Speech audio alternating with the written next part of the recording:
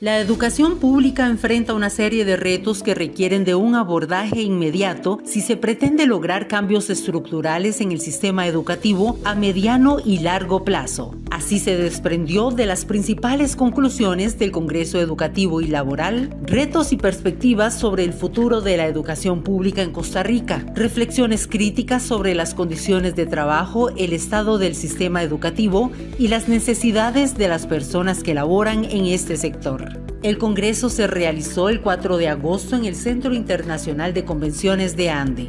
Durante la actividad se llevó a cabo el conversatorio Perspectivas sobre el futuro de la educación en Costa Rica con la participación de los panelistas Melvin Chávez Duarte, viceministro académico del MEP, Isabel Román Vega, coordinadora del programa del Estado de la Educación, Hilda Montero Sánchez, presidenta de Ande, José Miguel Arias Angulo, moderador y secretario adjunto de la Comisión de Mejoramiento Profesional, y Vinicio Rojas Nájera, asesor político de Ande. En este espacio se analizó la situación educativa que enfrenta el país en diferentes aspectos y se plantearon propuestas para una mejora estructural en temas como presupuesto, inversión en infraestructura, transformaciones demográficas, conectividad, aprendizaje y trabajo en las aulas, consenso y futuro. La problemática más expuesta en el Congreso fue el faltante de presupuesto y su afectación en el desarrollo de la educación. Y la solución es devolverle a la educación lo que le corresponde para que pueda trabajar como tiene que trabajar, con los recursos necesarios para invertir en infraestructura, en programas y demás actividades que el docente realiza en el aula. Es una posición de esta organización que el presupuesto en educación se mantenga en el 8% y no menos. Y esto históricamente no se ha estado dando desde hace mucho tiempo. Nuestra posición es fehaciente, es fuerte y es contundente. No sabremos hasta dónde tendremos que llegar, pero nuestra voz no se va a desgastar ni vamos a ser complacientes en el tema de seguir cediendo el presupuesto en educación. Al MEP no le interesa rebajar esos presupuestos. Es que nos estamos acomodando para hacer un presupuesto ordenado, preciso, y en esta línea el Ministerio de Educación Pública ha estado trabajando en focalizar y precisar el gasto público en educación. Costa Rica está entrando en la tercera década del siglo XXI en la dirección incorrecta. ¿Qué quiere decir esto? Estamos reduciendo la inversión en educación. Estamos cometiendo el mismo error que cometimos en los años 80 cuando para estabilizar la macroeconomía, pues cortamos por donde no había que cortar y ya sabemos lo que nos pasó. Efectivamente tenemos una contracción importante de la inversión en educación, de alrededor entre el 2017 y el 2021 se nos ha caído la inversión en educación a un 6%.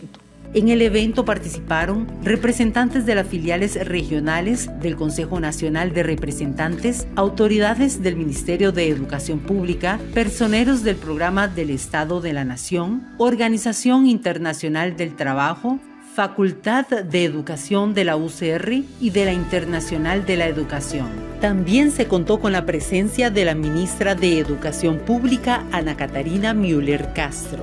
Los participantes también se integraron a 5 diferentes mesas de trabajo y plantearon propuestas en panoramas, retos y posibilidades del sindicalismo magisterial en Costa Rica, trabajo decente para las personas trabajadoras del sector educativo costarricense, buenas prácticas de gestión en evaluación del desempeño docente, estado actual de la educación y los principales retos del sistema educativo costarricense, necesidades laborales de las personas trabajadoras del título 1 del MEP. Nosotros no vamos a resolver políticas o vacíos que haya en la ley, ¿verdad?